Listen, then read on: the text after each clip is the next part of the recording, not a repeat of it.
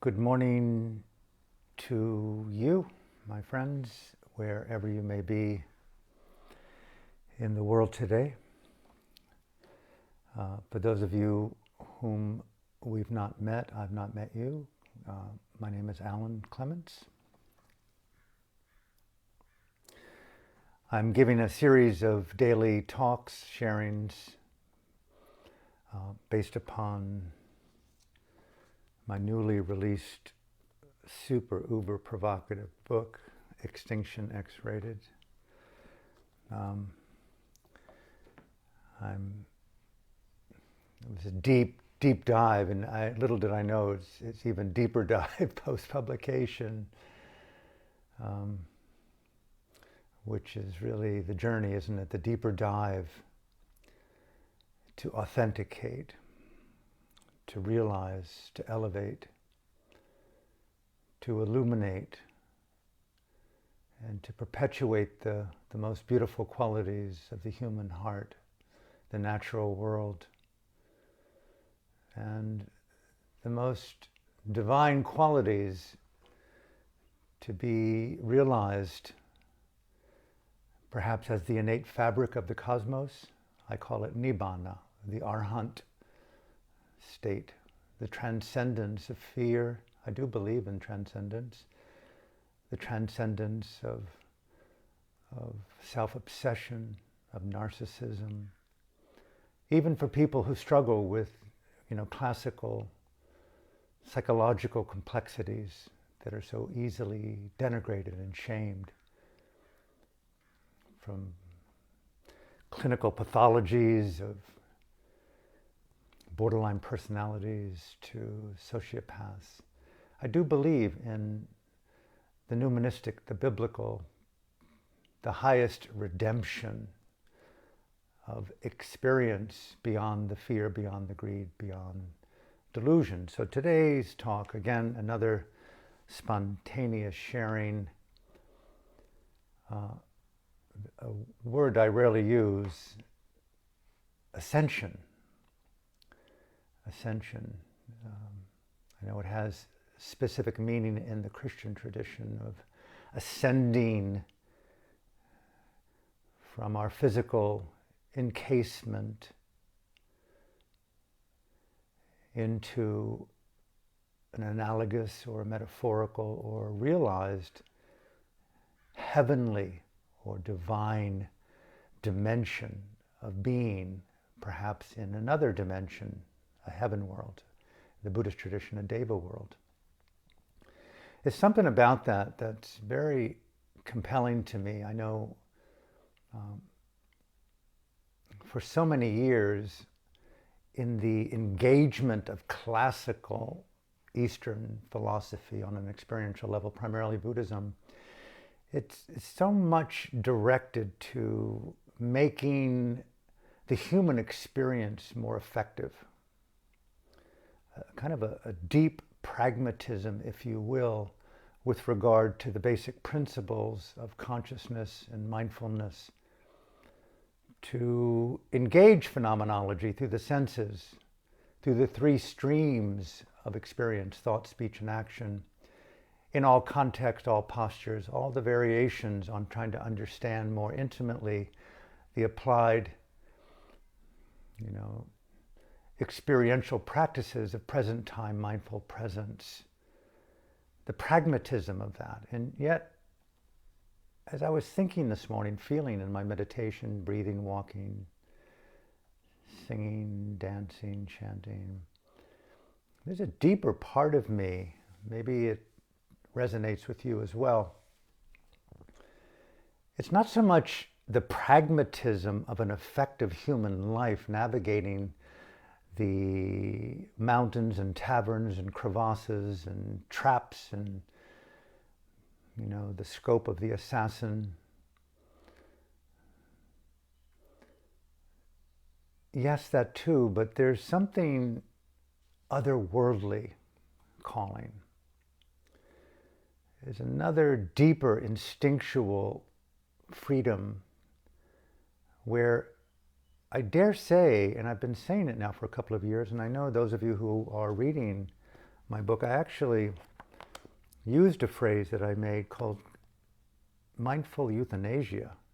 And it was both literal and philosophical as a way of talking about the death of narratives, the death. I know it's a dramatic term, but I do feel that death is an important embrace right now. The death of certain elegant, romantic, spiritualized, highly psychologically correct narratives. And yet, true as they may be, there is often a neglect of the deeper heart's calling. I just don't belong to the dimensions of the four walls of an ism. And it's so difficult, as you know, as I know, as we know, to discern the walls, the barriers, the ways in which we self-incarcerate or consciousness procreates its own indoctrination of limit. And so Ascension to me isn't so biblical in the sense of transcending physical form to abide in a heaven world. Yes, that too, but that ever deeper calling to challenge the boxes, yeah? The narratives, those deep, invisible, nearly invisible etymological certainties called our psychological, spiritual dharma correctness. How many teachers I've known that just fall into the trap of elegant incarceration and teach slavery based upon limits. You could translate that a million different ways to justify it. But then and again, we have these things that the Buddha tradition calls heavenly messengers that interrupt the flow, and you feel this Samvega moment, that deep spiritual Dhammic urgency where you go, oh my God, you question your own validity, you question your own false certainty, you question, you feel. What is the vocation of your life in these precious moments called a human experience? Anicca vata sankhara, all tempered by impermanence. Seek the highest salvation immediately. So when I use the word ascension for myself today, it's coupled with immediacy.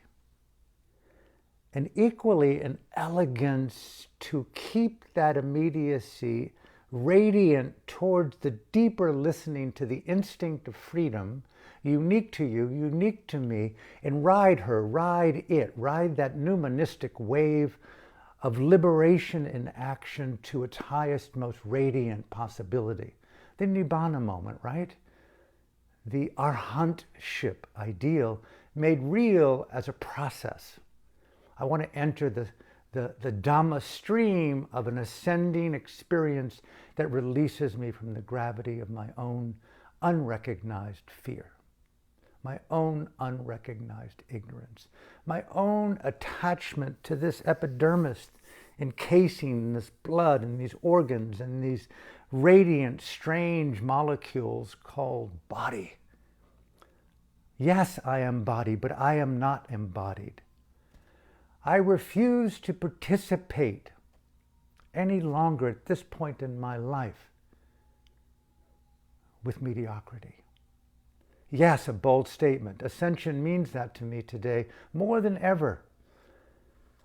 And I want to say on a pragmatic level, I'm in a radically unusual state, as I think you have seen now for some days.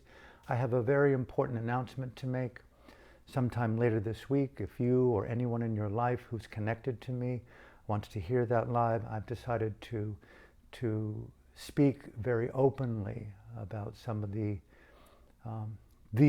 most important thing right now in my life. So I'll make a public announcement about that later this week.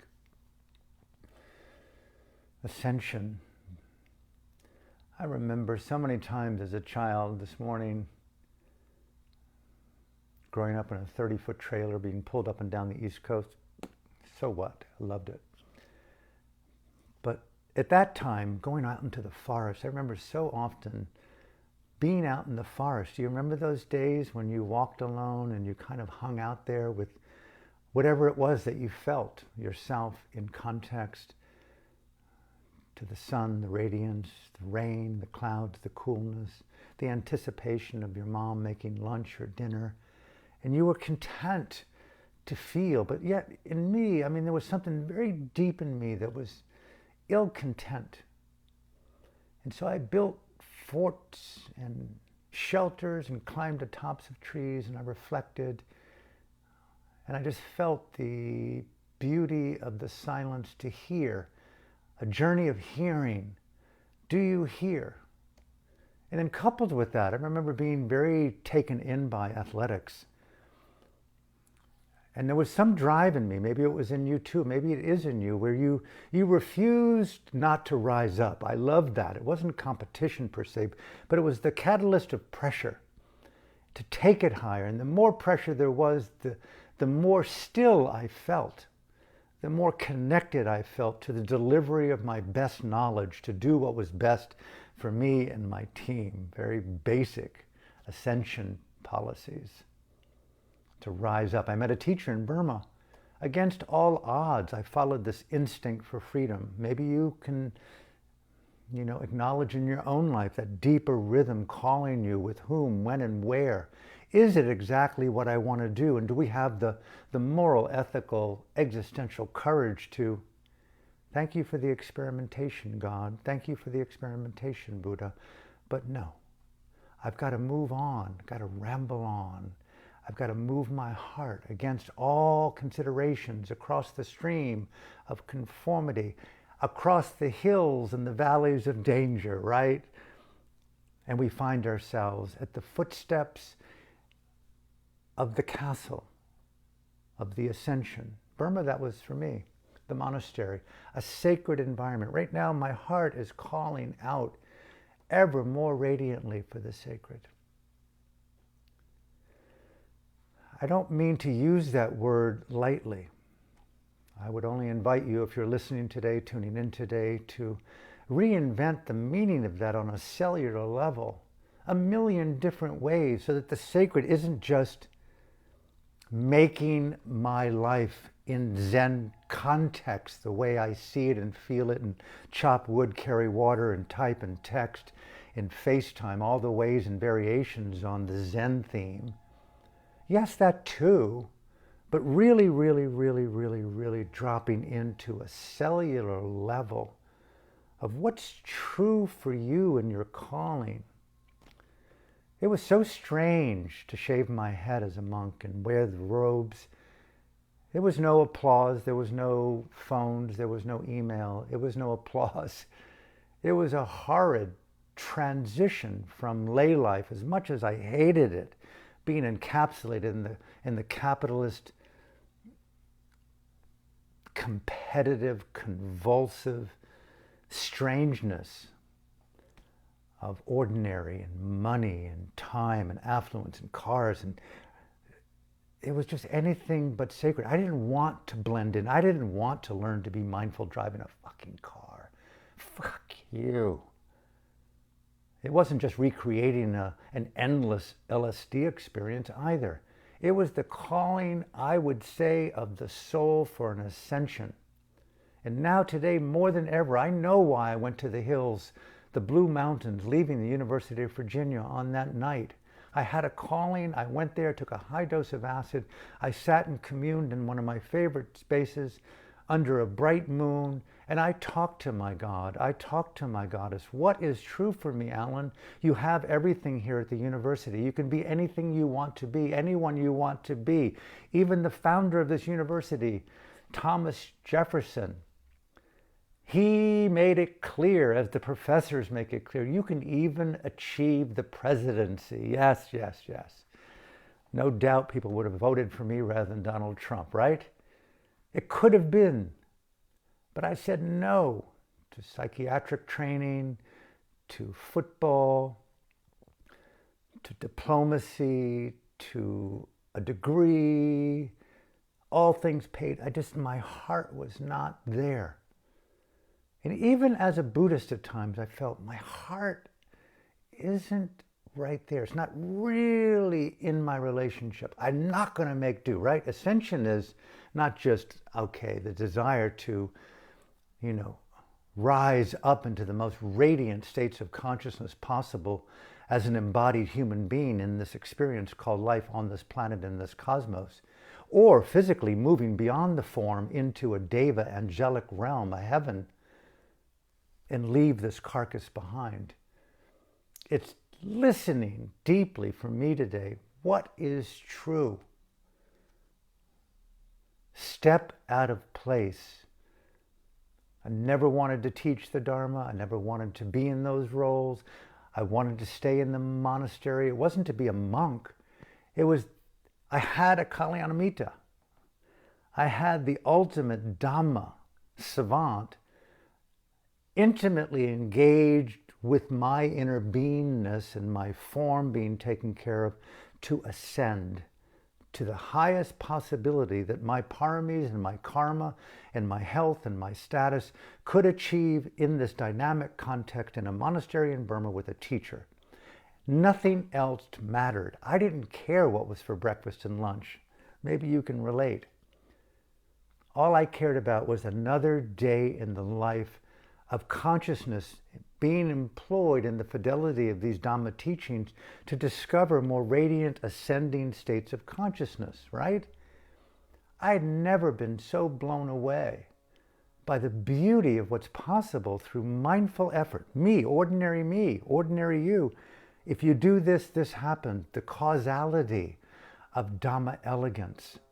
I love to know that if I employed mindfulness and effort and concentration at my 6 sense doors, with thought, speech, and action in all 5 postures, sitting, standing, walking, reclining, eating, bathing, everything in between, in all context, of all degrees of complexity, the teachings of immediacy and present time presence with the phenomenology of mind and body in context, and you now are in the process, young monk, of ascending.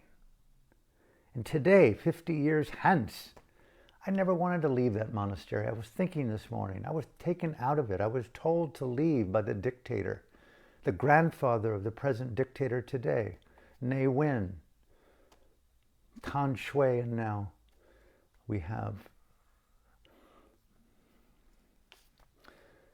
Ming Online.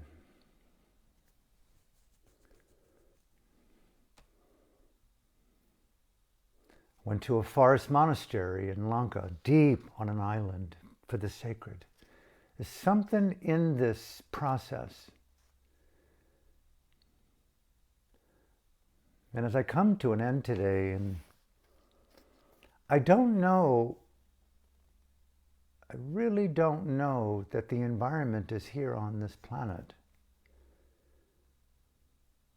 I don't know about you, but I dare say again and again, and I've been reading a little bit of my own words, and so much of the subtext of this book is, I don't belong. I don't belong here. And it's not a rejection of the moment. It's not an arrogance of my place in life. It's not that I'm tired or spiritually fatigued by the process. But it's what I did at the University of Virginia and chose to sit in the mountaintop and came back and went around to my various professors and the dean of the college, and I withdrew. They all asked, what are you going to do? And I actually told them on acid, I'm going to follow my heart. This is my time. I wrote a book in 2003 called Instinct for Freedom, Liberation Through Living. I have to say, I think I'm done with that. I think I want to find liberation through really carefully placed sacred living, primarily directed to the intimacy of my interior with my own transcendent process right now, my own ascension process. And yes, if I'm blessed karmically and through those who may love, to be surrounded in the fidelity of those few boys and girls and men and women who have a high regard for the paramis, the 10 attributes of excellence, a deep rootedness in Dhamma, and that unthinkable, beautiful process of the Bodhisattva, Ubuntu. I cannot be who I am without you. I am with you. Your dignity and my dignity are intertwined. Your freedom and my freedom are inseparable. Ubuntu, the Bodhisattva. A couple of other things that just came to mind is, for many years I so identified with the Buddha and my kind of academic study, a lay academic study, nothing like the nuns and monks, of these classical teachings attributed to this young man many centuries back. He described his journey as one of being a bodhisattva in Pali, a bodhisattva in Sanskrit. Could there be a more beautiful word that is summed up, as I understand it, as an individual dedicated to transforming self through encounter with other?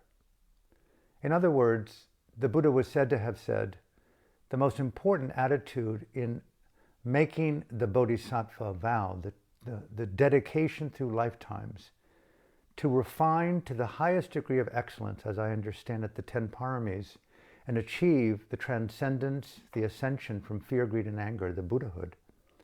I made every encounter the most sacred, the most important, the most reverential encounter possible.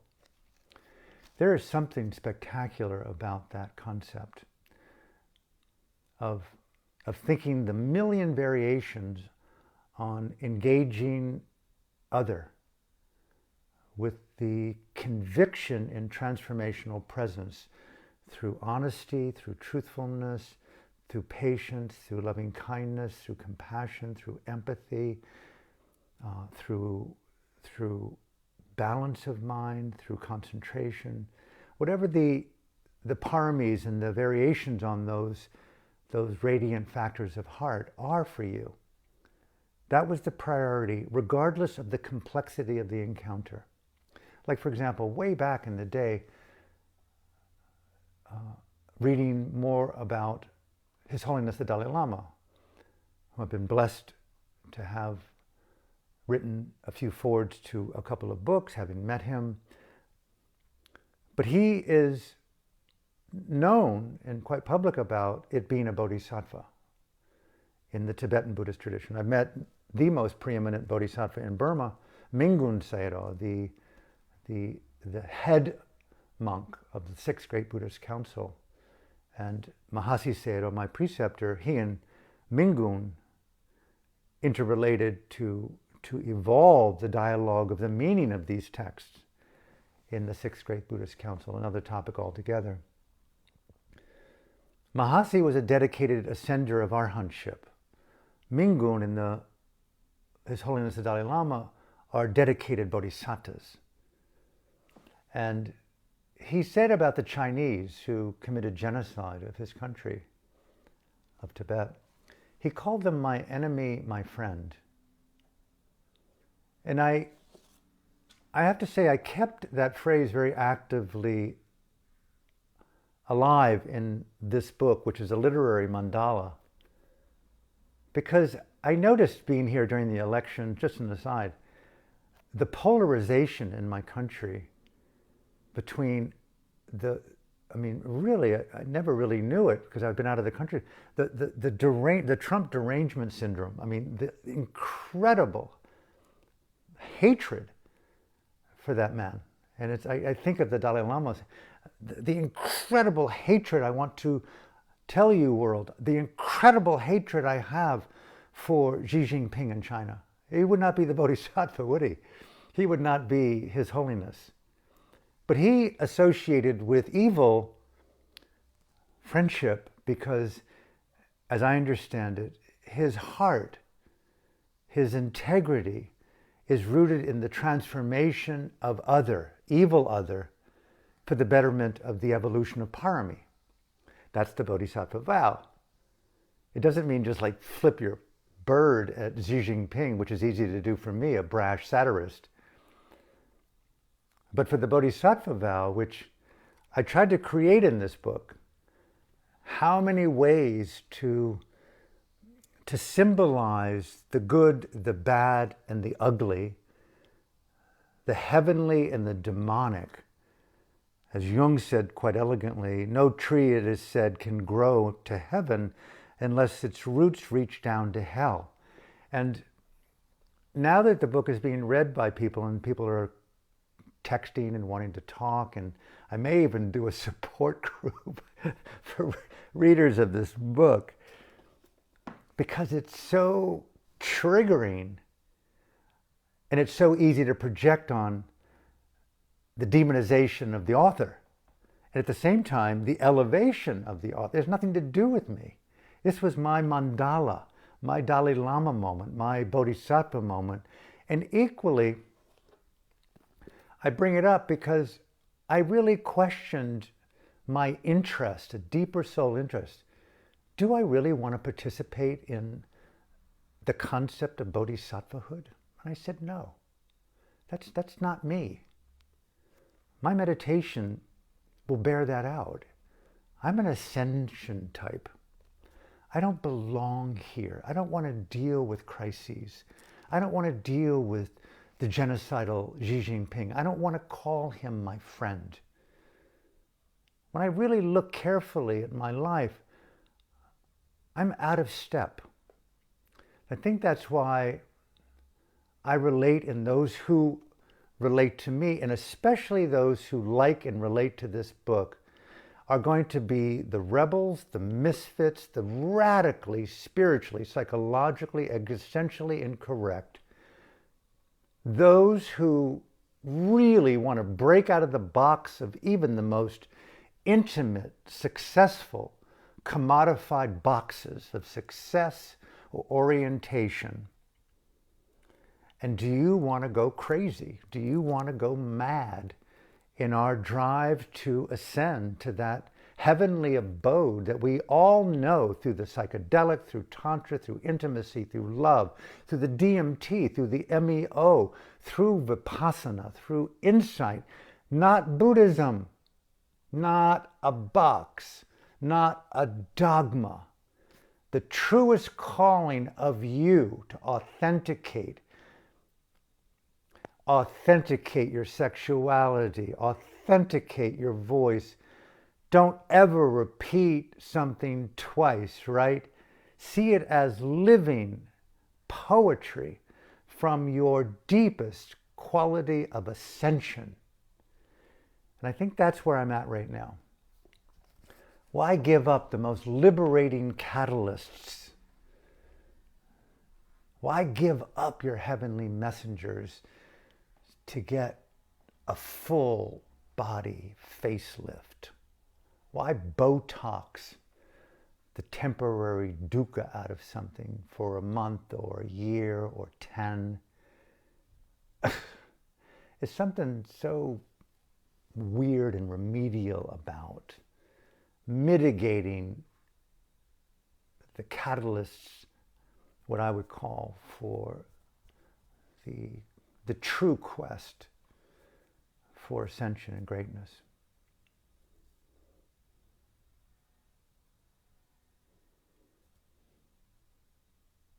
I remember leaving the monastery, being told to leave yet again. I went to temporarily one of the southern islands, the South China Sea off the coast of Thailand, where I was invited to lead a retreat. I think the island was Koh Samui at the time. It's 82, 83, 84. It was so pristine, quiet. walking the beaches.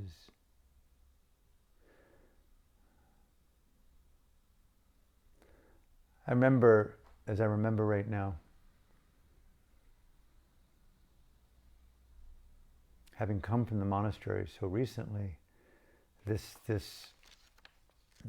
awareness of present time, present engagement with the phenomenology at the six senses, immediacy of mindful, concentrated, is insightful engagement as process with hearing, smelling, tasting, thinking, feeling, dreaming, imagining, sensations in the body, in-breath, the pulsation of the heart. Last night I was feeling my heartbeat so carefully. And just seeing how intimately I could mindfully ascend and not be concerned about its continuity,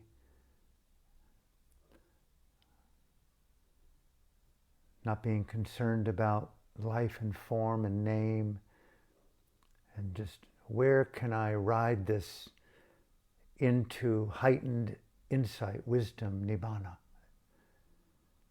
Same on the beach in Koh Samui. I was so there in the elements, not romanticizing them. And up ahead I saw, which was very foreign to me, a corpse, a rotting, bloated corpse. Just so strange to see that kind of thing. With the waves rolling it over. You couldn't tell whether it was a man or a woman. It was so bloated and disfigured and quite severely severed. And then in the waves up further, I could see 2, 3, 4, oh my goodness, like 5, 6, 9, 10 other bodies beginning to just, like a surreal David Lynch, Oliver Stone, Twilight Zone, outer this world movie, and these bodies are there. And it was both surreal and both tragically enlightening.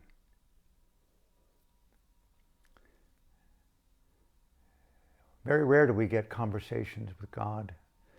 Very rare do we get conversations with our deepest, most interior voices.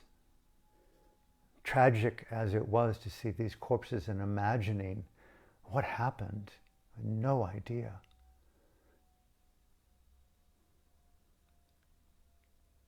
Life clearly is one breath at a time. And it's not, let me make love more intimately alone. Yes, let me make love in the most ascending way possible. Just pause there with me. I was thinking how mindfulness in my heart today, in my life right now, is so cellular. It's no longer connected to the senses. It's an intelligence like breathing innately. I do it, we do it, and it happens naturally, right? This mindfulness is so ever present on a cellular level right now, it's impossible to deny its calling, its intelligence, its organic truth-telling. It's as if it's exceeding all cognitive truth and reality. It's not a dual reality alone, but it's like, I don't belong. I don't feel like I can't justify, rationalize, it seems, the deeper auditory vibrational understanding of this deeper cellular calling. Do you feel it? Isn't that what we all crave in our life when we're talking and we're relating and when we're to find that deeper trajectory of choice making, whether it be the words that we use in a text? Okay, Alan, keep it simple, man. You're super existentially dramatic right now. There must be some catalyst. No. Anyone who's been watching the news, feeling the news of Burma, it's like watching these bodies wash up on the beach on Koh Samui.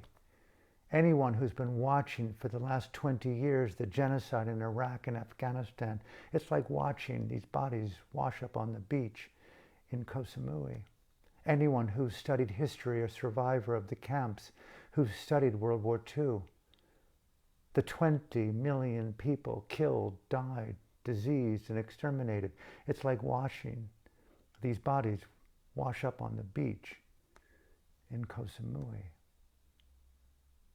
Anyone who's been with someone in transition, in-breath, out-breath, and they transition, it's like washing. These bodies wash up on the beach in Koh Samui. It's all around. My point is, if we have a relationship to the psychological, the spiritual, the existential, and the and all-encompassing, higher, deeper, more intimate, nibbanic intelligences that we occupy innately, we will listen. Meditation is the absolute centerless vocation of intimate listening. And we're not just listening to hear the poetry of the crickets or the poetry of a rainbow. Yes, yes, yes. Basic human goodness and gladness and intimacy are real. Walk on the beach without your shoes. Take them off. Take your clothes off and defy cultural standards and stand intimately naked in the face of a stranger in your own heart and make friends, make love with that goddess and that god. Make love with these bodies. Isn't that the Bodhisattva vow? The Chinese, my enemy, my friends. I made each person I met my ultimate object of reverence. Dead people as well. Where is the teaching of reverence in this moment, Alan? 1983, 84 on the beach in Koh Samui with these bodies.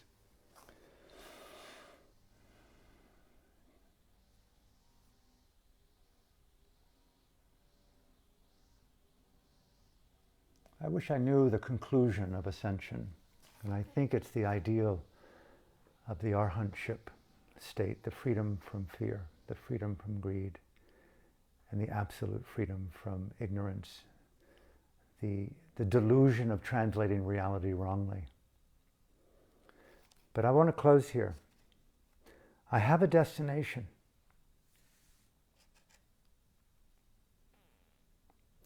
It's a calling. I wrote about it, spoke about it, felt it. This book was never meant to be published or read. It was not conceived as a book. I needed to hear myself calling, where is my samsaric sangha? I know them in this life, some of them. I want to call forth new ones in this life. Come to me, speak to me. Show me that place in your own soul and heart that wants to rise up together in an ascending, nibbanic ubuntification of complexity, like these bodies on that beach, the genocide in Burma, the horrors in Somalia and Syria and Yemen, one boy starving out at the world. My body is cannibalizing itself based upon weapons sold from this country of America to the proxy genocidal government of Saudi Arabia to rain hell down on us. In Yemen, you can't even spell it, Americans, yet you tax dollar us to genocide and you go to meditation retreats to find peace. You fucking bullshit poser. Imagine that child, those 9 bodies on the beach, crying out as a heavenly messenger. Do you hear what I hear? The leftists of America, my enemies, my friends. The arms merchants, the sex traffickers, you enemies, my friends. Fuck you, man. I want to get out of here. I don't want to keep fighting the fight. So I'm calling samsaric sangha. And in that quest, I have a destination. I invite you to come with me. I invite you to find your own. Do that which is true to the deepest, finest places of your truth. It's a journey. I would never be able to know this, but I did know it 50 years ago when I left the University of Virginia on a high dose of intimacy, sitting under the moon on the Blue Ridge Mountains, contemplating life. And I knew what I didn't want. No one ever talked to me about the elegance of Dhamma rejection, called nekama, renouncing, limiting beliefs, behaviors, people, places, inside and out. I went back boldly and I resigned from the institution of slavery, from the institution of conformity, from the institution of fucking American professionality. I want to follow my heart, I said. And today, April something or other, 2021, I'm doing the same thing. Have no fear of me. May the compassion be for those who need it. But let us rise up in the most impassioned, creative, profoundly elegant, Dhamma-infused, bodhisattvic Ubuntu, and I dare use the word escape. There's so many remarkable boys and girls today that are coming up that are seasoned activists. Look at those girls and boys in Burma, defying all odds, marching, standing, feeding, giving dana in any way they can to support the revolution of their spirit. The second great independence movement will not be stopped despite the world's impotence. Escape with me, live with me, love with me, abide with me, engage with me. A calling for those other radical, satirical, wildly competent savants of the heart, those Dhamma sisters and brothers, lovers and saints. Yes, you can be flawed. I'll show you my own. But let's do something here. Time is short.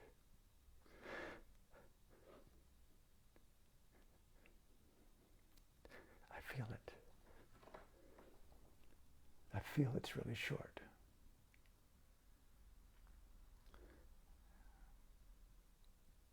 It's time to ascend.